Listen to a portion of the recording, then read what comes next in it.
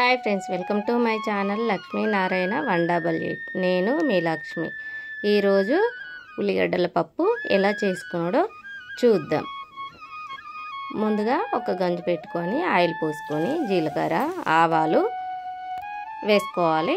నేను ముందే కట్ చేసి పెట్టుకున్న ఉల్లిగడ్డలు అవి వేసి పచ్చివాసన పోయేంత వరకు కాస్త గోలనివ్వాలి. ఇప్పుడు ఎల్లిపాయ పేస్టు, కరివేపాకు, పసుపు వేసి ఇంకాస్త గోలనివ్వాలి.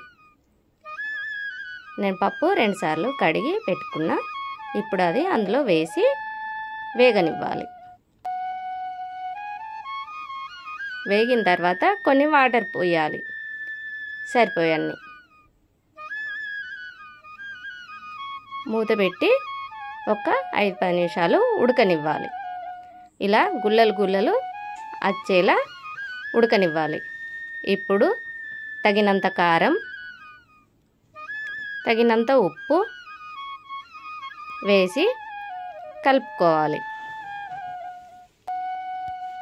మూత పెట్టి ఇంకాసేపు కారం ఉడికేంత వరకు ఉడకనివ్వాలి. చూడండి ఎంత చక్కగా ఉడికిందో. లైక్ చేయండి, షేర్ చేయండి, సబ్స్క్రైబ్ చేసుకోండి ఫ్రెండ్స్.